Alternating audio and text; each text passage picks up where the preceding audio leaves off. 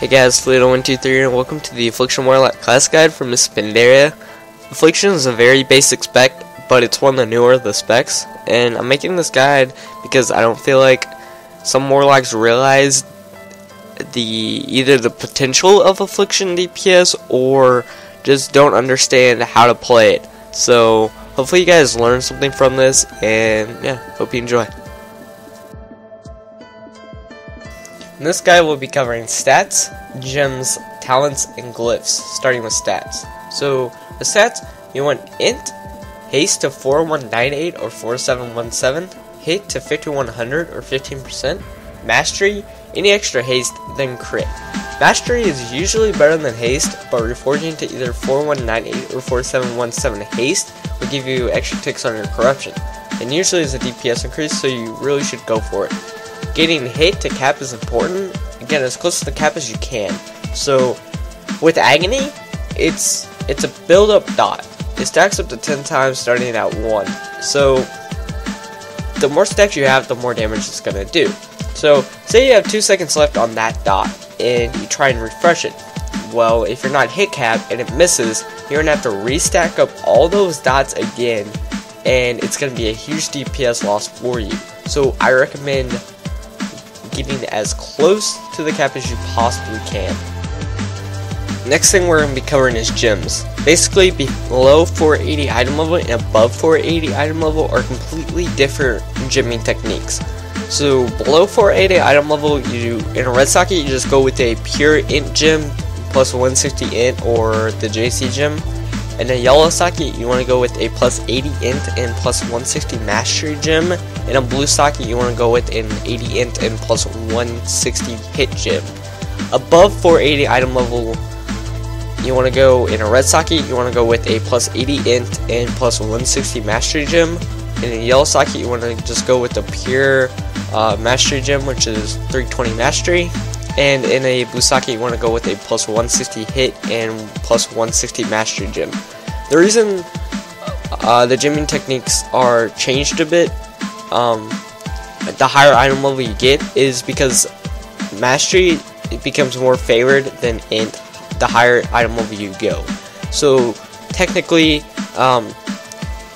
it's not exactly at 480 item level, but it's around there, and that's just a safe mark to change your gemming techniques. Next up is talents. For level 15 or tier 1, Harvest Life is a very good choice on an encounter that Cedar Corruption's ramp up time is too long. So fights like Fang the Accursed Heroic on the dark phase, where the ads come out and it's going to the shield or whatever.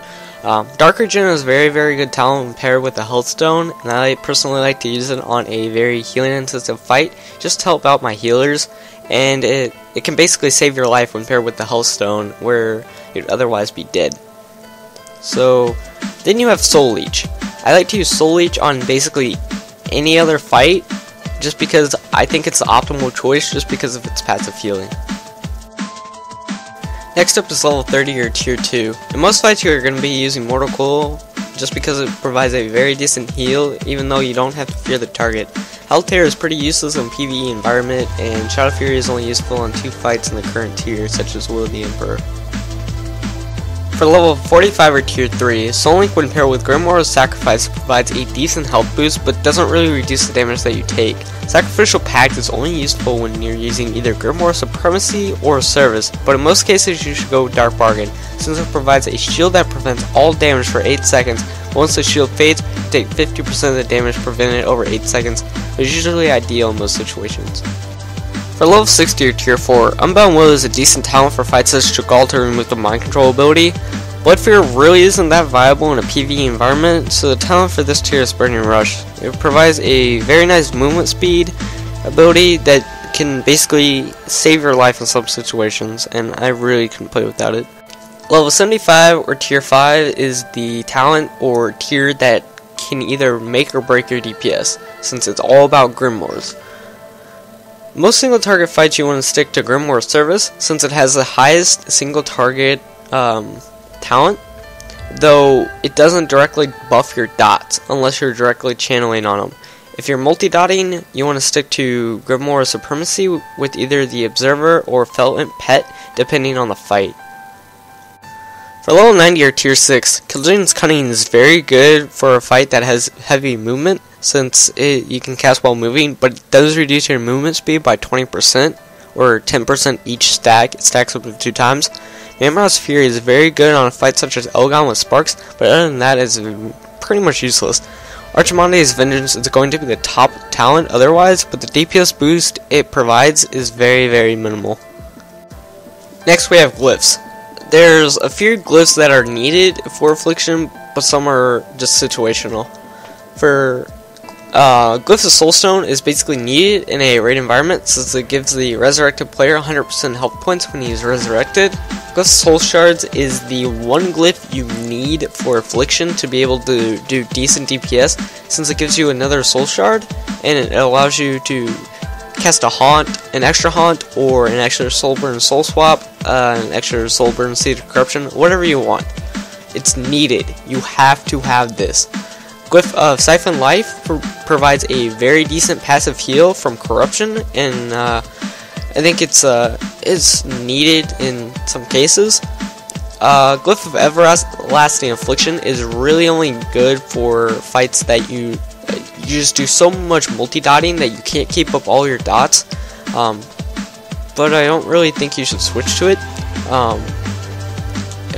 Glyph of Soul Swap is a nice glyph, and since it swaps your dots from target X to Y, it comes in handy in some situations, but since it puts Soul Swap on a 30-second cooldown, it really isn't that ideal.